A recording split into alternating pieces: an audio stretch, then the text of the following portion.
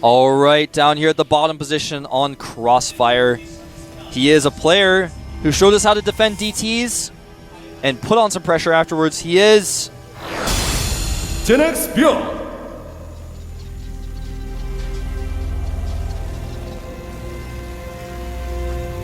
His opponent up here at the top side of Crossfire, a very interesting and innovative Protoss. Alicia.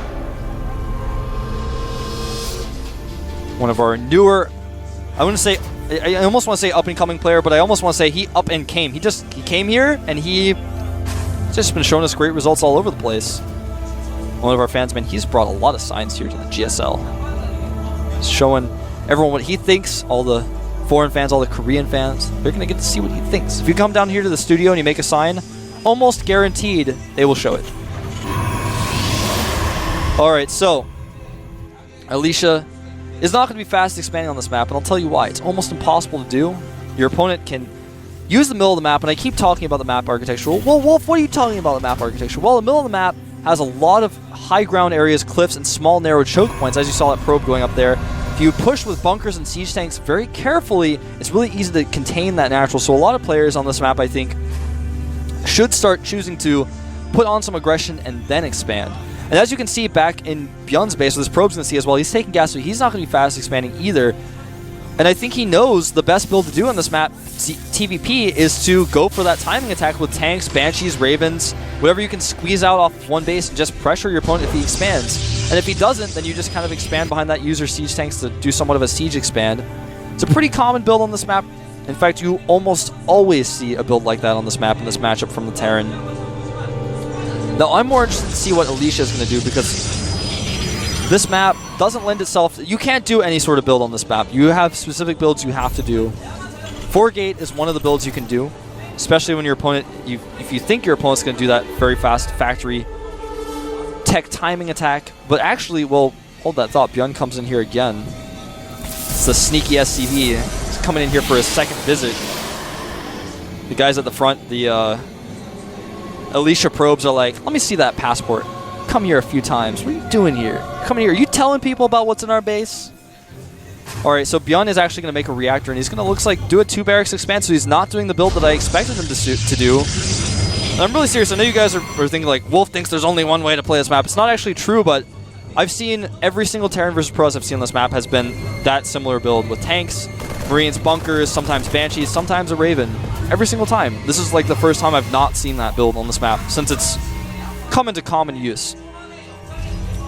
Alright, so Alicia back at home. He has actually added a Stargate, which is pretty smart. He's going to most likely just put on some pressure with a Void Ray, maybe some Stalkers at the front, and then once that kind of phases out, he's just going to continue to make Phoenixes out of that Stargate. Phoenixes give a pretty good amount of map control, because if your opponent moves out, you can just kill his SCVs, force him to make turrets. You can also shut down drops completely. When your opponent goes Phoenixes, the last thing that you want to do as a Terran player is go drops. It's the last thing you want to do. Like, it's so risky. If he finds my dropship, he doesn't even have to micro his Phoenixes. Phoenixes just right-click, move next to my dropship, and the dropship will die. So, it's really interesting and effective opening when you scout that your opponent isn't going for that factory tech, because Banshees can straight up kill you sometimes. Now, it is going to be a Void Ray first, like I said. Chrono boosting that out wants to get out ASAP. And again, hiding his pylon in a very similar place. And uh-oh, Byun's going to be moving out on the map when this happens. Now, if Alicia controls this properly... Uh-oh, he did get concussive shells just in time, but oh, Alicia pulls that Stalker away. That's some good reaction time. If you get shelled twice, your Stalker does not go home. Alicia pulled just in time. Now, if Alicia can isolate this small group of units with some good force steals and a Void Ray and pick off these units, that means when he attacks again with that forward pylon, Byun is just not going to have that many troops. I'm actually really surprised that Byun is being so aggressive with this build. You don't actually have to do that much aggression when you do this type of build. Marine wants to run up there and see what's up there, sees several sentries. It's going to make Byun want to turn around. Now, Alicia can get a little bit aggressive now if he wants to. Try to warp in some units of that forward pylon to kind of flank and trap the units of Byun in the middle of the map. Byun going to go ahead and make that natural now, and Alicia not going to show his Void Ray, going to make a second one.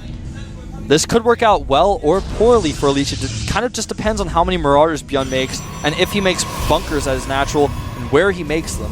A lot of this is going to come down to unit control. you know, if you go for the build that Byun's doing, you can absolutely hold this, but you can absolutely lose to it as well if you don't control properly, if you don't make bunkers, or if your bunkers are made in a bad place. Sometimes you can alternately make missile turrets if you're prepared for that, but he has no idea what Alicia is doing. He's got to be thinking, okay, something fishy is going on. You haven't expanded yet. You don't have that many units. What's going on? Does spot the Void Rays, though, at that Xel'Naga Watchtower with the Marine. Those units getting chased down actually in the middle of the map. Gonna try to make a concave at the top of their ramp. That's very smart, but there may be too many Alicia units here. Oh, Alicia force fields those units. Oh, nice. Traps several of those units. They're going to be cut off, and now when those force fields fall, he's not going to have that many units. There are a lot of SCVs coming out to repair this one bunker, though. It's going to have to be targeted down if Alicia wants to kill him with this attack. There's so many SCVs out here to repair that bunker. You may want to warp in just a few more units just to make sure they can take that bunker out in one fell swoop. But actually, he's going to break down the backdoor rocks and go into the main instead. And Byun realizes this is what's happening. He does see that the rocks are losing hit points. He's going to try to make a bunker, but I'm not sure if he can do it in time. In fact, he's not even going to make a bunker. Byun might be dead, guys, because he doesn't have that many units, and a bunch of Zealots, Sentries, and Void Rays are going to run in here in a second. The rocks are dead. He's going to throw up that Guardian Shield. Here he goes. A little bit indecisive by Alicia. But he's, of course, forcing Byun to lose so much mining time. Meanwhile, he's warping in more units at the other side. Now all the SCVs and units are over there. If he force fields the ramp, is he going to force field the ramp? He does force field the ramp. And now Byun is in trouble because all of his units are trapped inside. He has enough energy to keep force fielding those units in there. Oh man, Byun is so dead. This is checkmate, ladies and gentlemen. This is what checkmate means. That was a beautiful strategy by Alicia. Pulled all of Byun's units back into his base. Force fielded the ramp. That was art. That's maybe one of the coolest things I've ever seen the GSL ever. Beautiful move by Alicia. Byun is in so much trouble. He doesn't even have his supply depots up. And Alicia picking off these depots here at the front, going to eventually supply block Byun. He's got so many units. Byun only has those 2 barracks. He actually is forced to call down supplies to make units. Throwing down some force fields. He's going to try to take out the units very carefully and slowly here. That wasn't the most careful and slow move forward I've ever seen, but he's trying now. Notice he's not overcommitting to these attacks, just picking off units here and there. He has made a nexus at the gold base during all of this, so he's going to transfer probes there eventually. And at the very least, he's killed a lot of SCVs. It's 31 probes to 25 SCVs right now, and he's picking off units left and right. And he's killed the tech lab as well, so there will be no stim. Oh, I take it back. Stim already finished. Some good force fields here. Some nice control by Byun. It might not be enough, though. This is a very tense moment. Remember, Byun still has that command center inside of his base. He wants to move it down, but he can't. He may want to think about moving that command center to a hidden expansion and dropping mules there if this contain continues. Oh man, Alicia doing such a good job. That force field at the ramp was just so beautiful. I couldn't even contain myself. Like, I just had to scream about it. Alright, so it looks like Byun may try to break out here. He's moving a lot of SCVs forward. It's not a good idea that there's just so many sentries with force field energy. Now the base, the gold base of Alicia is up. The probes are being transferred there now. Oh, it looks like Alicia's going to go around the back again. Is trying to catch Byun out of position, but Byun smartly has repositioned his army every time he knows, okay, you're not at the front, you must be at the side. He wants to make sure that Byun doesn't break down that side as well. Now he's going to run up here. He's got so many stalkers, some good force fields. Guardian Shield goes up to keep his units alive a little bit longer. Void Ray's doing a lot of damage, and now the Marines are isolated at the front of the cliff where the stalkers can outrange them. Alicia just looking so good. Byun looking so dead because he's just losing so many units. His medevacs are running out of energy. Those Marines are low on hit points. With 1 or 2 more rounds of units, I think he will end the game, or he may try to do it now. Trying to pick off those Marines. He's trying to draw Byun's army to the side of the cliff. Of course, the Void Rays give vision of the high ground. The Stalkers outrange the Marines. So that's kind of the complicated dance that we're seeing here. He's trying to use that Hellion to pick off some of these sentries, but it may not work. There's just too many Stalkers here, even with Stim. It looks like this is going to be the end for Byun. And I gotta say, I feel sorry for him getting all-ins out of this super tournament. He's held off some all-ins in the past, but not this one. GG.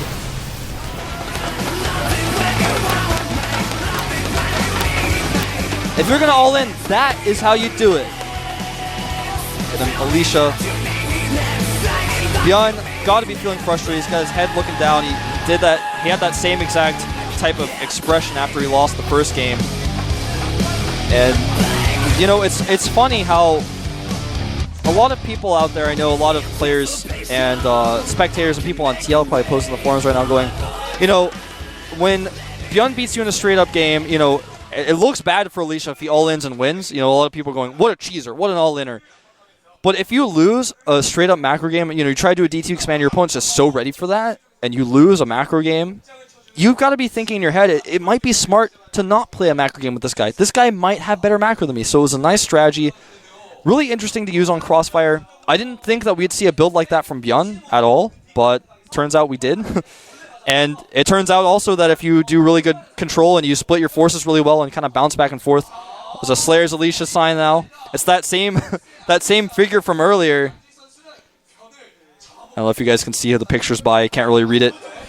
But anyway, going for an all-in like that and executing it like Slayer's Alicia did was beautiful. And I can't stress to you guys enough, he pulled all of the forces. I know you guys didn't have a full shot of it until it happened, but he pulled all of Byun's forces over to the backdoor rocks. Then he warped one sentry in at his pylon. Then he moved around and force fielded those in. All right, we're going to have an interview with Alicia right now. Here's our interviewer. 프로토스 선수가 탄생을 했습니다. 양준식 선수입니다. 네, 축하드립니다. 소감 한 말씀 부탁드릴게요. 네. 저희 팀 멤버들이 전부 다 16강에 올라가서 숙소에만 있으면 이제 막 너무 자랑을 해서가지고 너무 부담감이 심했는데 올라가서 너무 기쁘고요. 좀 어려운 점도 있었지만. All of our teammates are in the round of 16. 말씀해 주셔서 그런데 황도영 선수가 인터뷰에서 그런 얘기를 했었거든요. 이제 양준식 선수만 잘하면 된다. 이렇기 때문에 더욱더 부담감이 많으셨을 것 같아요. 오늘 경기에서. 그 숙소에서 황도영 선수가 황도영 선수를 비롯한 16강에 올라간 선수들이 저를 항상 너만 남았다. 이제 16강 너만 올라가면 된다고 항상 부담감을 줘서 이제 저는 좀 솔직히 그냥 그때 웃고 있었는데 부담감이 상당히 심했어요. Other players were telling him, you know, beforehand, like, you're the only guy left who hasn't made it to the round of 16. You better make it. 5명의 선수가 모두 16강에 진출을 했습니다. 굉장히 기쁘실 것 같아요. 네, 그리고 이제 프로토스가 16강에 하나도 없어가지고 이제 프로토스 팬분들이 저를 많이 믿고 계시더라고요. 네. 그것 때문에도 열심히 했고요. 상당히 기쁩니다. 자, 그렇습니다. 그럼 마지막으로 팬분들, 특히나 이제 전 세계 프로토스를 응원해주시는 팬분들께 마지막으로 한 말씀 부탁드릴게요. He said that the Protoss fans were really cheering for him because there aren't that many Protosses left in the round of 16. 다현님이나 요한이 형 항상 감사합니다. 네, 고맙습니다. 양준식 선수 만나봤습니다. For his teammates. So that's that very modest and nice interview by Alicia. Well executed attack. I can't stress it enough. But Byun, you haven't seen the last of him. He is in Code S still, so you'll be seeing him next month. He plays in the Code S, so we'll see. Maybe he gets his revenge on Alicia because they may meet each other one way or another in Code S in the future. And that's what I love about StarCraft 2. There's all these storylines because we have so many different tournaments, and it's like a worldwide thing. You know, no longer is it just in Korea like Brood War was really. There's this huge worldwide scene going on all over, thanks to organizations like the GSL and MLG and IEM and DreamHack and all that stuff. So you've got this huge worldwide scene. There's all this drama. I'm really excited about it. It makes me happy. So we'll see, though, if Alicia and Byun meet each other again. I would be excited to see it because that was some exciting games just to start with the first time we met each other.